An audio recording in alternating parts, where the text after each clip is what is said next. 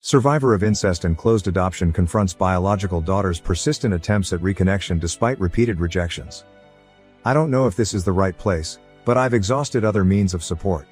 When I was 12, I suffered a short period of horrible abuse from a distant relative, and ended up pregnant.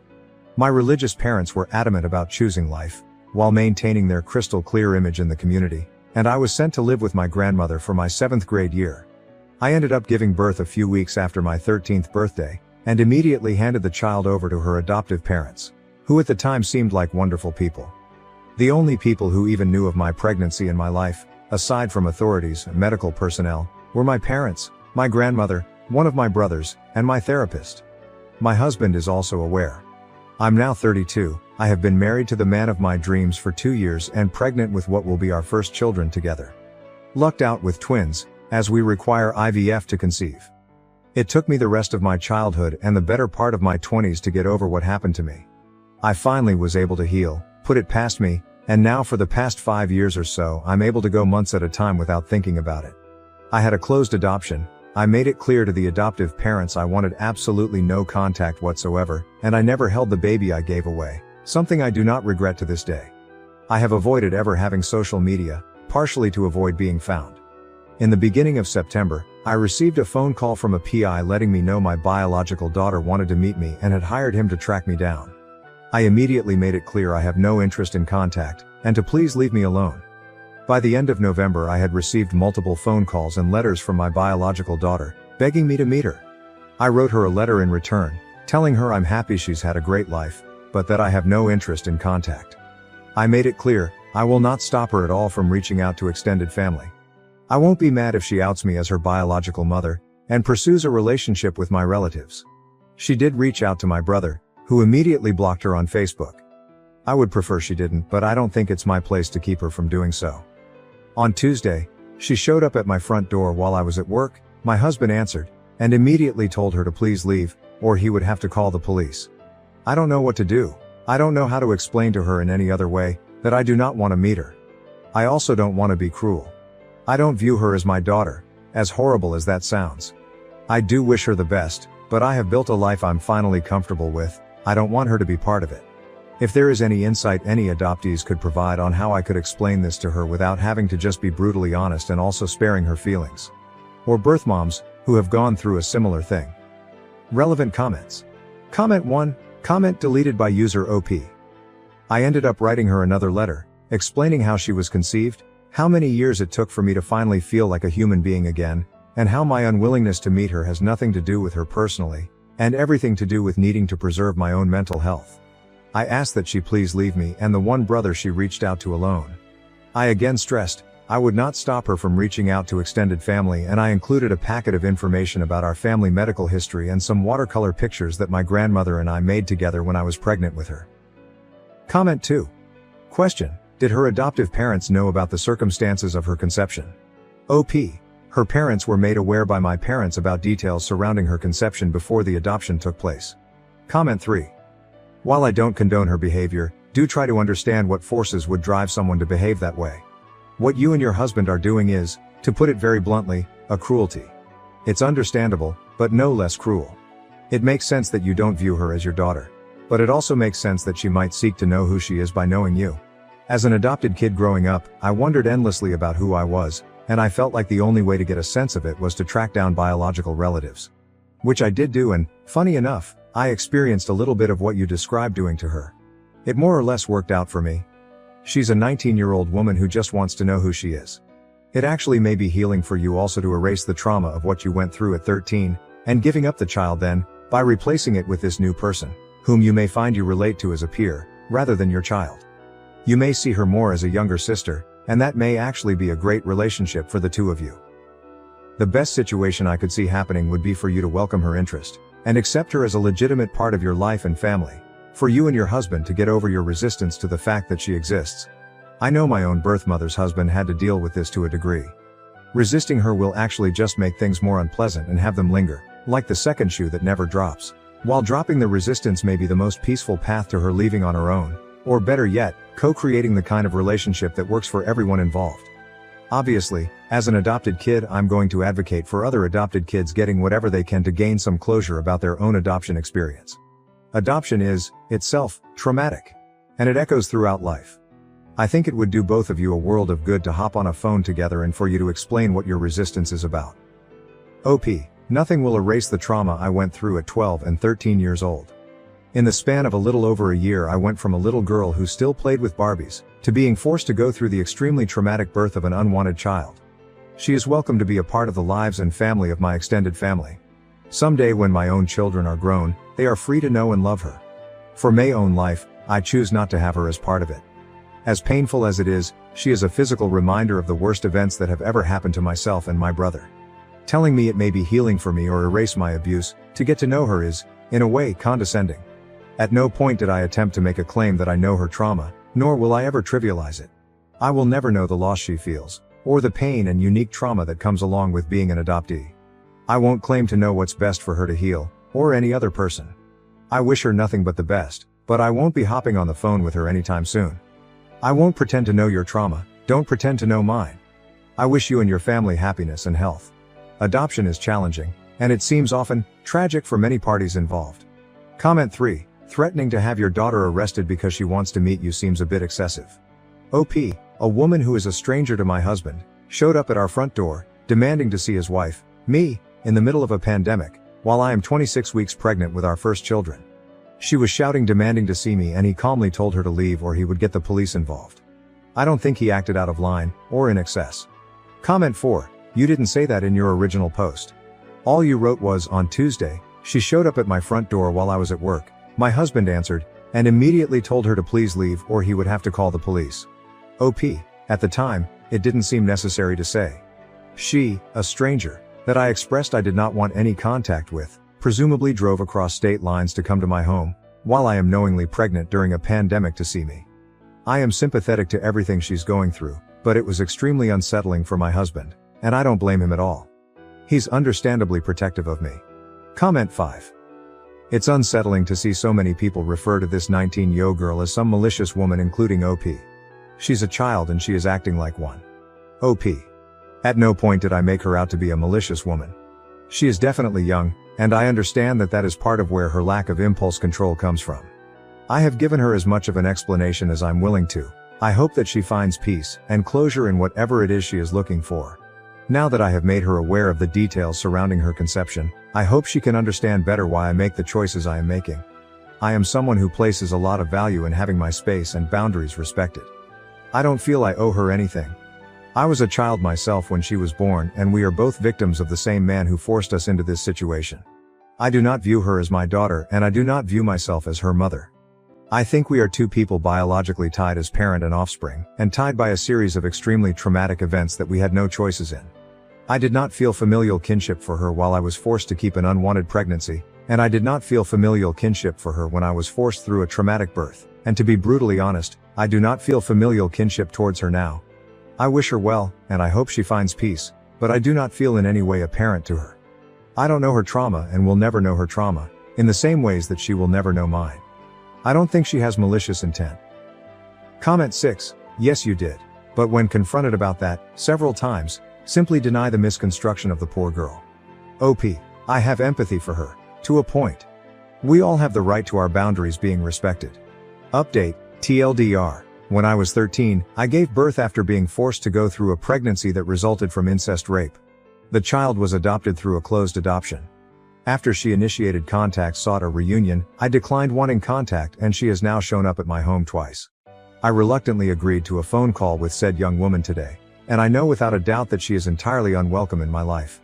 As stated in responses to comments in my original posts, I ended up writing my birth daughter another letter explaining to her the circumstances of her birth and why I do not want contact with her. I also included a few watercolors I did with my grandmother while I was pregnant with her, and an extensive packet of information regarding family medical history. I overnight FedExed it to the address I had for her. Sadly, in the late hours of last night, she showed up at my house again, this time while I was home, and pounded on my front door, screaming. My husband and I tried to ignore it, but we got a phone call from our neighbors that they would call the police if we didn't answer our door to handle the situation, and I honestly didn't want to start Christmas Eve with getting someone clearly going through the thick of it arrested. My husband spoke to her via our home doorbell alarm system thing. When this did not placate her, I literally barricaded myself in our bathroom, and he went out the back door, locking it, and then around the front to speak to her. I could hear him screaming at her, unpleasant, but apparently effective, because she finally left. This morning, I received a phone call from her adoptive parents apologizing to me, that they never fully disclosed how she was conceived, and that they helped fund the PI, which is how she found me, hoping it would lead to a more happy reunion. What they did tell me, they told her, that she was the result of rape. What they lied to her about was that it was my parents who made me give her away, and that I always loved her, chose life and wanted to keep her if I'd been older. All lies, and it seems she received a similar very religious upbringing that I did. I ended up agreeing to speak with her on the phone, facilitated by her birth parents, if she understood that now she has to leave me alone, or I will pursue legal advice, and will not hesitate to call the police if she were to ever come to my home ever again. I was very blunt with her, because I felt that she's already been lied to 100 times. It probably would have been better to do the conversation through a therapist, but honestly I'm just happy it's over.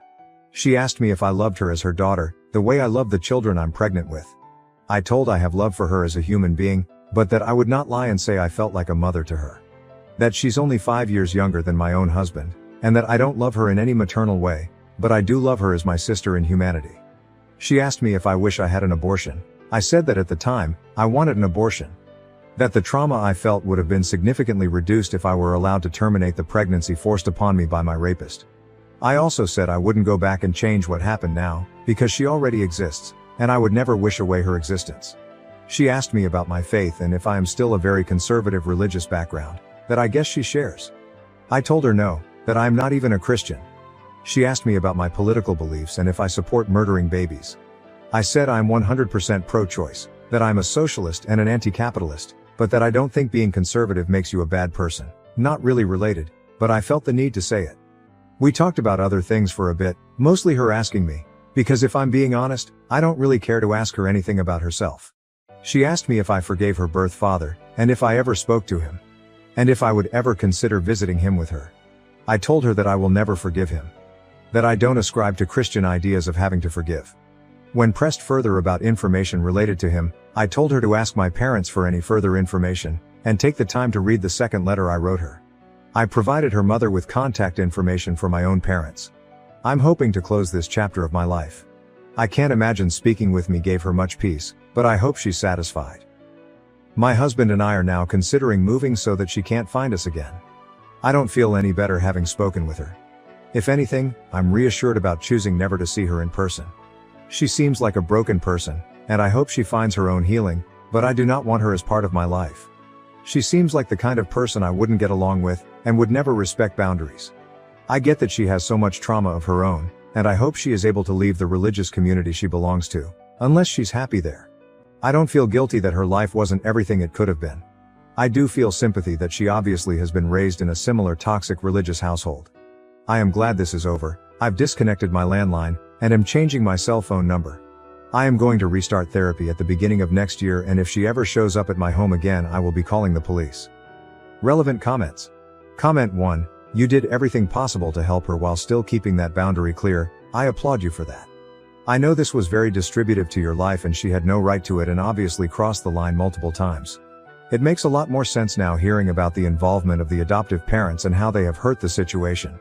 They should have never ever told her those things, never crossed a line with the PI, and never encouraged her to keep pursuing this. It was completely inappropriate and entirely their fault, honestly. The girl is just acting in the way you would expect for her age and upbringing in the context of what she had been told. I'm sure that as she gets older she will think back to this and possibly read through everything you gave her multiple times. She will be able to process it and most likely be able to understand where you're coming from. She will appreciate the information and the honesty at some point. She is just a child and everything that she had ever thought about the situation and the possibilities of a relationship is completely wrong. That's a lot to stomach for anyone, let alone a kid. Try not to be angry with her about this. If anything, be angry at those parents. They are the ones responsible for putting her on this mission. OP. I'm not angry with her, I don't hate her. She's obviously a scared teenager in need of guidance, and I hope she finds the answers she is looking for. Comment 2. Is her birth father in prison? Did he ever get any kind of punishment? Also, I'm so sorry for everything that has happened. Being pregnant after a forced pregnancy is so hard. I was also pregnant after I was raped, and now that I'm pregnant again, I've noticed things being weird in my head. OP, he spent 16 years in prison. He raped 6 members of my family in 1 year, including myself. Being pregnant after having been pregnant from abuse is strange for sure. My pregnancy is nearly 2 decades apart, but it has brought back weird feelings. I literally chose this pregnancy. My husband and I used IVF, and sometimes I have to double think first thing in the morning of horror at the reaction of my baby bump. Comment 3. Comment removed by moderator. OP, I am now living in a hotel rather than staying in my house while I'm pregnant to avoid having to call the police on her. You're right in that, I don't know her. I don't feel overwhelming and hopefully warm love for her like a mother would, but I care about her as a person. I care for her in that I believe she deserves the very best life and answers to her questions, and emotional support. I just can't be the one to provide it. I am barely holding it together. I've done what I thought showed her respect while respecting myself. You have no right at all to ascribe intentions or feelings towards my actions. Comment 4. The adoptive parents completely disregarded their promise made when adopting her, to keep her safe. Nothing they told her kept her emotionally safe, and even put her in potential physical danger by encouraging and facilitating the hiring of a PI, which is what led to these late-night door poundings and overly emotional decision-making. I'm so angry at them for OP and for her. OP, they were unfair to her, and I'm angry with them for this reason, and not her. I'm so pissed they lied to her. I'm also a bit angry with my own parents, because at the time of the adoption I was told her parents were non-denominational Christians and not part of my parents' insane sect of Christianity. Comment 5. Wow, it just keeps getting worse. I'm really sorry. I'd be extremely angry with the adoptive parents as well. I might be more inclined to give my parents the benefit of the doubt and ask if they'd been lied to, as well, since the adoptive parents are obviously extremely dishonest, willing to tell reprehensible lies to their own child to avoid a difficult conversation. You mentioned that your parents have grown and changed immensely since this all happened. Would you be able to discuss this with them to get some answers and work towards closure, perhaps once you're back in therapy and have guidance? OP, I genuinely thought her parents were good people, all my life, or at least all her life. It never crossed my mind, they weren't. I would have fought harder for a better set of people had I known they were the same type of Christians as my parents. I'm definitely going to be speaking with my parents about this, with the facilitation of a mental health professional, when given the chance. Honestly, my parents were such jerks and liars when I was a kid, they genuinely may not remember telling this specific lie. They are pretty awesome people now, and have spent like 15 years working so hard to change. I obviously don't excuse their behavior ever, but I do think they will be open to talk about this, and admit their part. If you're talking about speaking with her parents, I really don't think that's going to happen. Comment 6. I just asked this some seconds ago. The parents who allowed to be raped and rug-swept it, are more deserving of empathy, consideration than the poor girl, innocent in all that mess. Come on. OP, I know my parents. They raised me. They are far from perfect. I don't see them all the time, but I have an established relationship with them that spans 32 years. My biological child is a stranger to me. I don't know her, I don't know her intentions. I haven't spent 100s of hours in therapy with her, over nearly 2 decades, picking apart and rebuilding our relationship. She's now come to my home uninvited, 3 times, after I've asked her multiple times to leave me alone. She's stalked me at this point, and I've done nothing but try to be sympathetic to her. My parents aren't perfect people, but they've spent over a decade fundamentally reassessing who they are, what they believe, and the role they played in the traumatic childhood of my brother and I. They respect every boundary I ask of them nowadays. They know the part they played and own up to how fucked if they were when I was a kid, and they are amazing parents to much younger brother than they ever were to my brother and I. My relationship with my own parents isn't up for debate here. OP, just to make it clear, my parents absolutely never allowed myself or my brother to be raped. OP, I never said they were more deserving of empathy than her. I don't think they are. Additionally, my parents, again, far from perfect, but did support my brother, myself, my maternal cousins, and my paternal aunt emotionally when we testified against our rapist. Comment 7. Comment deleted by user OP, I disagree. I was a child when I had her against my will. I begged my parents and then my grandmother to please not force me to give birth. I don't know what more could be asked of me. I made it clear I did not want contact with her. She pushed for contact, and I gave it to her. I'm not going to lie to her. Her adoptive parents have already done enough of that. I hope she heals. I hope she has a great life. I just don't want any part of it. Honestly, I hope she has a great relationship with her biological grandparents, my own parents, if that's what she wants. I hope she meets them, and I hope they give her the biological connection she craves. They are entirely different people from when I was young, and I can honestly say they are good people now. I would not classify them as good parents when I was growing up, but decades and a lot of therapy can change things. I hope she finds joy, I hope she finds peace.